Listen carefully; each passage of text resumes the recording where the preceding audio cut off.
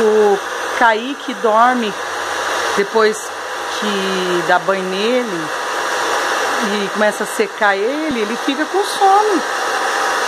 Eu achei incrível isso, porque eu comprei ele do meu sobrinho e faz poucos dias, né?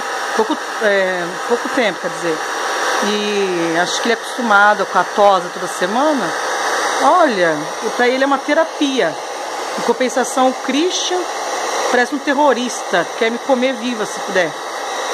Mas olha ele, olha o Kaique, ele até dorme. Dorme quando passa o secador.